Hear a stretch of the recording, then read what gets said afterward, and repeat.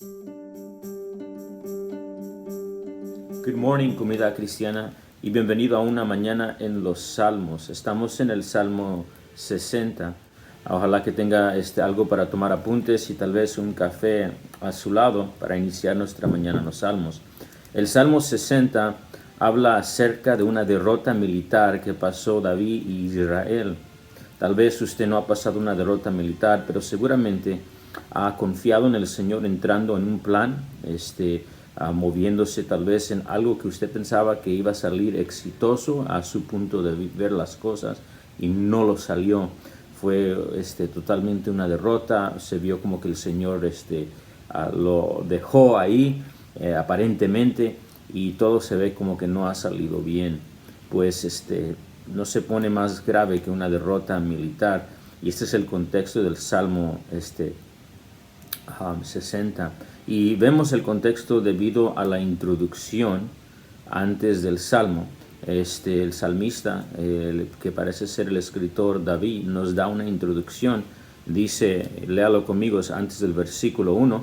Al músico principal sobre lirios, esto tiene que ver con un tono musical o también con un instrumento específico. Testimonio, Miktam de David. Y Miktam generalmente se entiende en el lenguaje hebreo como algo de enseñanza. Y él dice esto porque dice Miktam de David para enseñar. Aprendió algo acerca de su derrota. Y luego dice, cuando tuvo guerra contra Aram Naharaim y contra Aram de Soba, y volvió Joab, era uno de sus generales, y destrozó a 12,000 de Edom en el valle de la Sal. Aquí está repitiendo o dándonos por lo menos el contexto historial de la historia de Israel cuando fueron en derrota contra específicamente Edom. Y si usted quiere estudiar eso un poquito más, puede ver 2 de Samuel capítulo 8, el capítulo 10, también puede ver 1 de Crónicas 18, 1 de Reyes 11. Y ahí habían 3 generales que fueron a guerra. Fue David, fue Joab, como se menciona en el texto, y también fue Abisai. Y tuvieron una derrota, aunque pudieron, como dice aquí, tener cierto éxito. No fue como ellos pensaban. Y han regresado y están un poco pensando sobre cómo pasó esto, por qué pasó esto, y observando la situación. Así que ese es el contexto. Y el versículo 1 nos da a ver su angustia, un poco de sorpresa al ver la derrota, David. Y dice, oh Dios, tú nos has desechado, nos quebrantaste. Ahora, ¿qué haremos nosotros en nuestras derrotas? Y aparentemente el pueblo de Dios tiene derrotas, ¿verdad? Aparentemente hay tiempos donde sale a guerra o sale con planes de éxito, confiando en el Señor, y vemos que no fue como nosotros pensábamos. ¿Qué hacemos en ese momento cuando tal vez no hay una explicación? Estamos confiando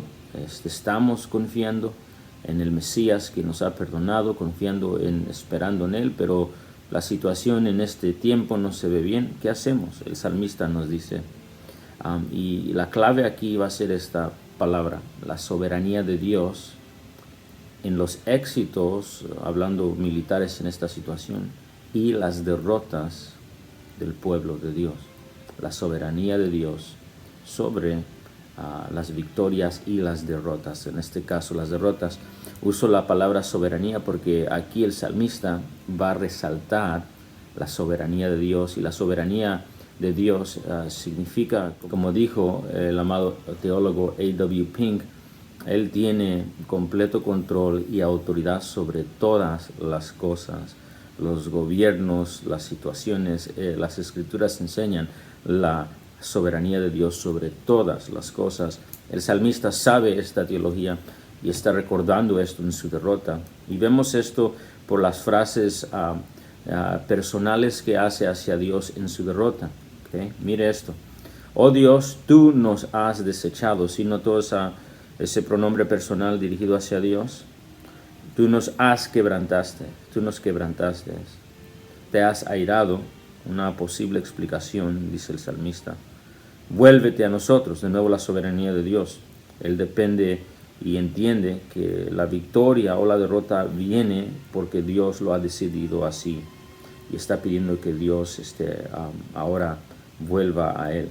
Es un hebraísmo para decir, danos favor en esta victoria. Pero siga conmigo en la soberanía de Dios, del versículo 2 al 4. Tú hiciste temblar la tierra, tú lo has hendido. Sana, de nuevo, tú sanas sus roturas, porque titubea la situación de Israel en el contexto de derrota, si se sienten, y está pidiendo que Él, el que hace temblar la tierra, los ayude en su situación.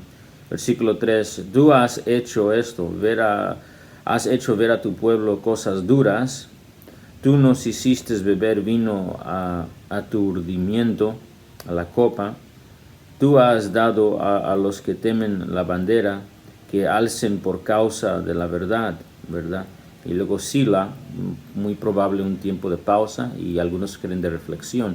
Pero el punto es esto: el salmista, así no todos como él se dirige hacia Dios, él entiende que sea derrota o sea victoria, esto ha venido de Dios. Él entiende que sea derrota o victoria, esto ha venido de Dios. Y él no, ¿cómo le puedo decir? Esto no es algo malo. Esto no es algo malo. Porque recordemos que Dios no tiene intenciones de mal hacia su pueblo, los que le pertenecen a Él. Como dijo Santiago, no puede ser tentado por el mal. Así que cualquiera fuera su soberana y voluntad y decisión y razonamiento por cual Él hizo lo que Él hizo, el salmista sabe que tuvo que ser con propósitos divinos. Y Él no está viendo la soberanía de Dios aún en la derrota como algo malo, sino simplemente diciendo confío en ti. En otras palabras, del versículo 1 al 4 lo que está diciendo es esto: yo confío que aún en la derrota tú estás en control, solo te pido que me ayudes. Eso es lo que está ocurriendo aquí. La soberanía de Dios en nuestras derrotas y nuestras victorias es lo que necesitamos que recordar cuando estemos pasando nosotros derrota. Luego, del versículo 5 al 8, él va a tener peticiones. En particular, parece ser que él empieza a mencionar territorios, ¿verdad? Y son peticiones del versículo 6 al 8. Empieza a hablar de repartir Siquem, y luego de Sucot, el valle que me diré del valle de Sucot, hablando de Siquem y el territorio. Y luego dice en el versículo 7, Galaad y Manasés y Efraín. Empieza a hablar de territorios y tribus. Esto es muy probable referencia al Números 21 en territorio, y parece ser que la idea del salmista es referencia a lo que le pertenece a Dios, las herencias que le pertenecen a Dios, cual Él distribuyó a los tribus como Él quiso. Y parece ser que en el versículo 6 al 8 son peticiones para que Dios se recuerde de eso, mientras el salmista se recuerda que todo está en sus manos para dar. Y está diciendo, recuérdate de los pactos, el pacto que has hecho con Abraham, esto te pertenece a ti. Son peticiones no solamente por auxilio, sino de nuevo vemos la soberanía de Dios en hacer con su tierra como Él place. ¿Okay? Reconociendo que Dios está en cargo y Él puede hacer como Él decida.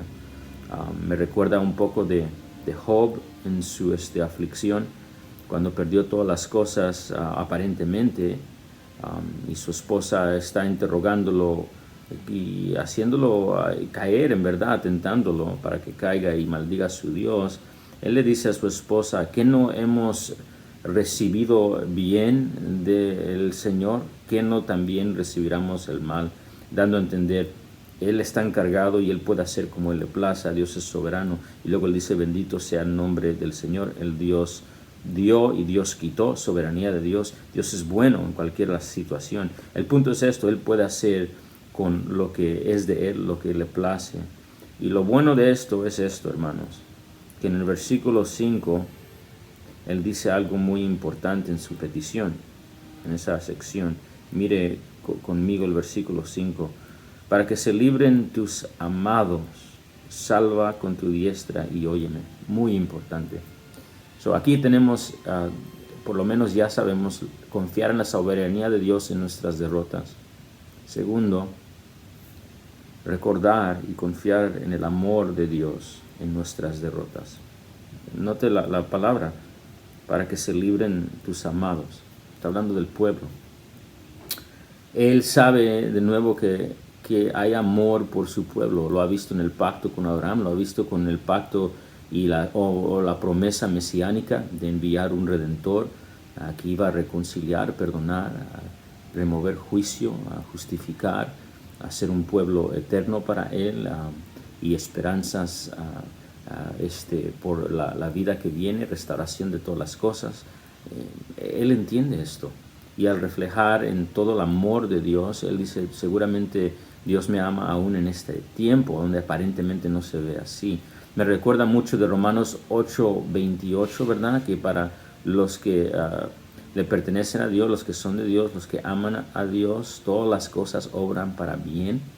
Parece ser que esta teología siempre ha sido parte o debe de ser parte del creyente en su sufrimiento, porque tanto Romanos 8:28 está en un contexto de sufrimiento como el Salmo 60. Cuando estemos en derrotas, recordemos que Dios es soberano y recordemos que Dios nos ama en Cristo Jesús. Esto es si somos su pueblo, porque esto solamente le aplica a los que son del Mesías. Así que confiemos en esto, y si no es del Mesías, usted hoy corre a Él, porque si no, sus derrotas en verdad no tienen propósito con beneficio para usted, aunque Dios siempre será glorificado por todo lo que Él hace. Pero recordemos el amor de Dios. Y luego en el versículo 9 y el 12, Él termina con sus esperanzas, hace preguntas retóricas.